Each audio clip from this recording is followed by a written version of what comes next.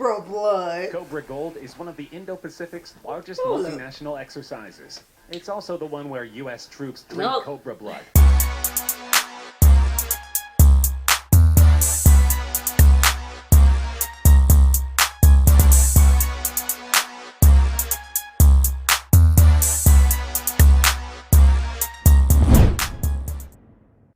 What's good, y'all? It's the Demouchets React, and we're back with another video. Who we got today, C? Today we are back with another military reaction. Yeah. Super excited about this video, guys. If you're new here and we're new to you, make sure you scroll down, hit the red subscribe button, and turn on the post notification bell, because we're on the road to 50K. And we cannot get there without you guys, all right? It's always laughs, positivity, and good vibes over here. So join the family. Let's get into this video. Joining the military is not for the faint of heart. Marines. In order to turn the average citizen into a highly trained soldier, militaries around the world put them through a series of extreme tests to prove their abilities. But many of these tests are truly intimidating. From juggling grenades to jumping out of buildings, we are looking at the craziest known military exercises. Oh? A hand grenade hot In potato. 2012, a video surfaced of the Chinese military taking part in one of the most mind-boggling military exercises imaginable. The video, which was leaked from state CCTV, shows a group of People's Army soldiers testing fate with a live grenade. Testing fate for real. With the exercise. They don't do that no more, do they? I don't think they do that no more. They said 2012. That was a long time ago. Or some other random object until the music stops, and the person in possession of said object is eliminated from the game. It's kind of like that, although the unfortunate soldier in this game runs the risk of actually being eliminated by a live hand grenade. Thankfully, it is the job of the soldiers to dispose of the grenade into a large hole just before it detonates. One can only imagine that it's the ultimate test of a soldier's ability to cope under pressure. In the video, no one is injured, but if this is a frequent exercise, it's inevitable that someone will be hurt or worse in a matter of time. The mud run. I know that's difficult. It is designed to turn the merely tough into the super tough. The Royal Marines' much-feared mud run is the toughest part of the 32-week training course said to turn civilians into commandos. You can see why even the strongest recruits dread it.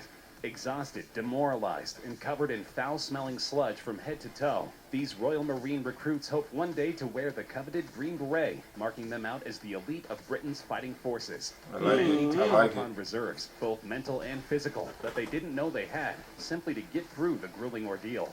Captain Ben Chappell, who oversees physical training at the Royal Marines Commando Training Center in Limestone, Devon, said, "The mud run is about instilling a Royal Marine state of mind.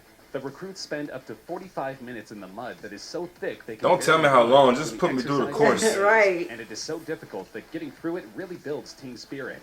We're not just looking for physical strength, but mental resilience as well. And the team cohesion that comes from getting through the hardship together. That is intimidating. Cohesion forms parts of the Royal Marines' DNA. He said the recruits would not necessarily know when the run was coming up, saying it's all about dislocation of expectation. Oh, God. Cold water training. There's an argument about whether some people are genetically wired to handle colder temperatures, or whether one must build stamina for lower temperatures by training in colder environments.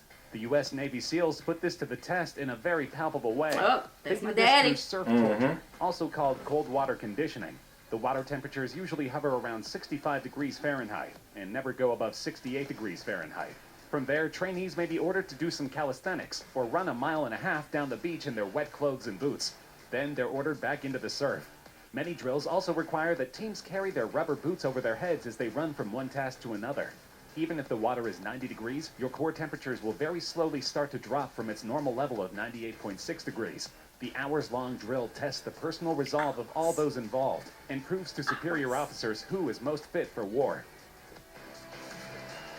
Shot to the chest. I wonder how close he's The Russian military isn't known for having a gentle touch, so it should come as no surprise that their counterterrorism operations training is really tough. But just how tough is borderline insane?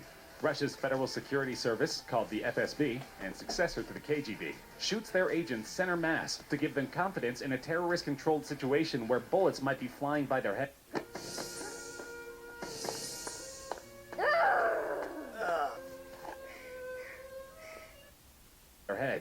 The trainees, wearing body armor, absorb a few rounds before firing shots back at the target.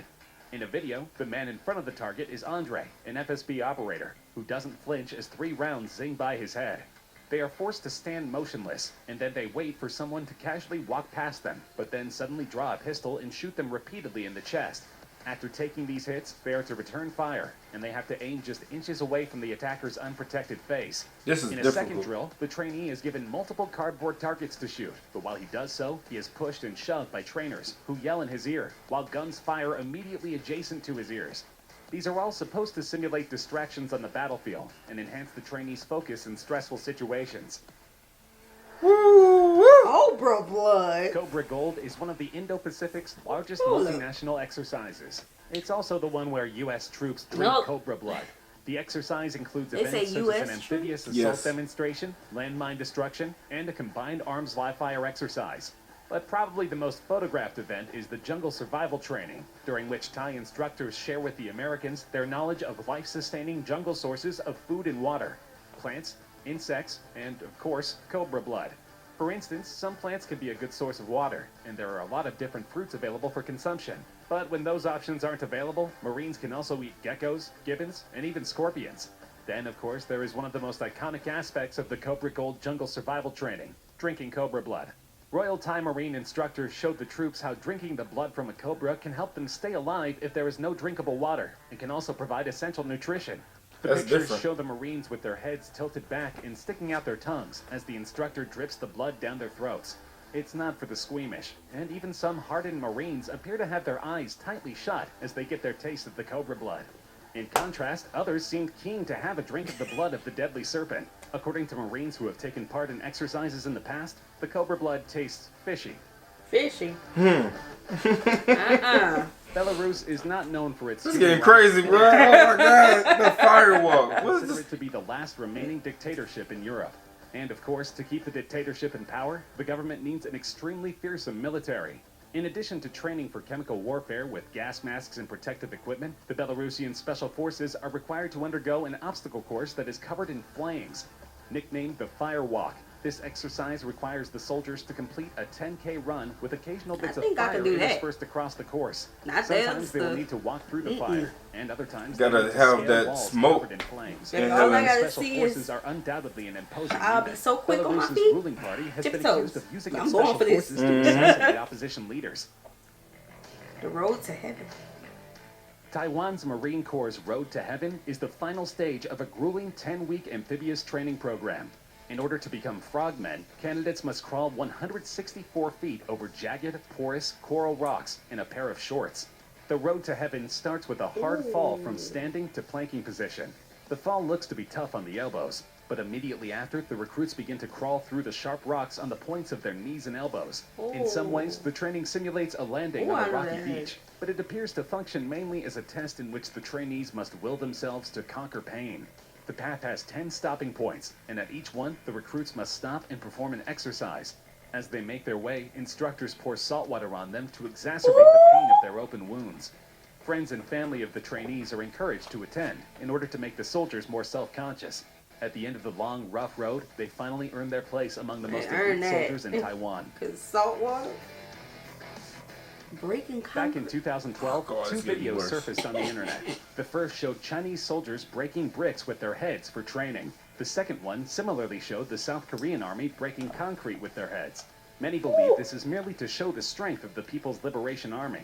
If combat were simply a matter of showmanship, then the PLA would be near invincible. But military officials are acknowledging that such displays have few practical applications, and are reconsidering the amount of time the troops spend on such training. The shift is a small but symbolically important part of China's broader effort to modernize its military. Going to war isn't a performance, Zhang Aijun, commander of a special operations brigade in Beijing, told PLA Daily, the official newspaper of the Chinese military. Troops training must stick close to the realities of combat and pay special attention to the urgent need to strengthen fighting skills. This is why the Chinese army discontinued the practice in 2014. Martial arts performances are a trademark, PLA Daily said of the brigade, which it did not identify in detail. For many years, they relied on these skills to display their abilities and win much praise. However, do these stunts have a practical use on the battlefield? Both U.S. and South Korean soldiers took part in an impressive cold weather training drill in 2017. More than 400 soldiers took part in the drill, 200 South Koreans and 220 U.S. troops normally stationed on the Japanese island of Okinawa. The exercise has been held since 2013 to train the military to be able to fight at temperatures as low as -4 Fahrenheit. More choreographed than tactical, the troops perform for a horde of media, which at times seem to outnumber the North Carolina-based Marines and their Korean counterparts during this annual photo op. An environment like this is unforgiving, said Captain Thomas Rigby, 33, of Company A, 1st Battalion, 8th Marines.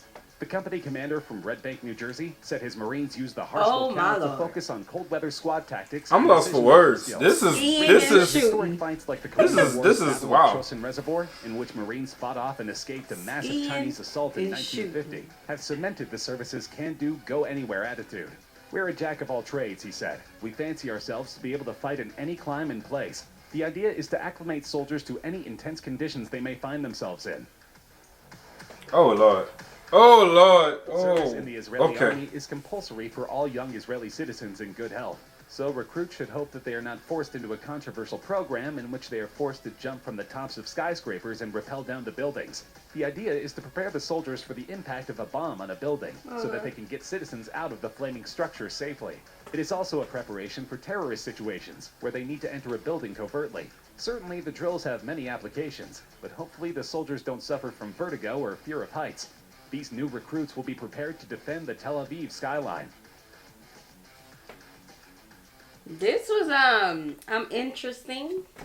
This gave me a headache. That's why every civilian is not meant to be a soldier. Because I know for one, baby, I'm not drinking no Cobra blood. But what if you got to drink Cobra blood? I don't like textures and stuff. I'm not drinking no fish smell. Oh no.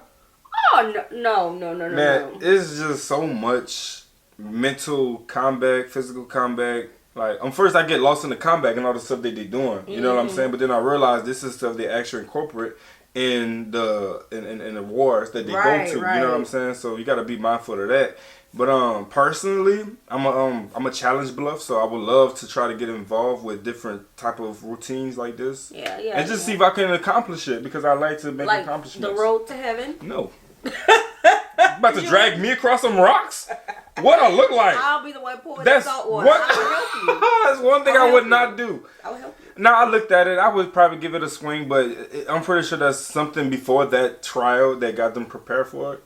I don't know. Like, again, you never know where war is going to be, so you have to be prepared for everything. I think I would do the fire thingamajiggy. Yeah, you spoke in that one. Yeah, I like that one. I mean, I don't like any of them, but I'm saying I could do that one. Yeah. What else they had? Jumping from skyscrapers. That seems pretty, legit. I don't like heights, so that. But it makes sense to why they put that one as number one, because you're actually saving. You save lives in all of them, but you jumping from a skyscraper to save people that's in buildings, right? From bombs and from terrorists as well. Right, so that makes really much sense. It makes sense. This was tough, man. Definitely would like to try to get involved with some of these little different combats though, because that's interesting to me. Joining the military or the exercises? The exercises. Okay. Yeah. The mud, they look difficult. That one I said was intimidating, right? Because first of all, you're covered in mud. Your feet are sinking in the mud. Your body is sinking, and you pushing logs and you crawling backwards, and it's just 45-minute worth of. Oh Lord, intense, y'all. Let's continue this conversation in the comment section below. Like this video, subscribe, turn on the post notification bell. We're on the road to 50K. Super excited about that. So join us, join the family. We have turned on our super thanks if you'd like to support the channel that way, and we'll see y'all soon. Peace.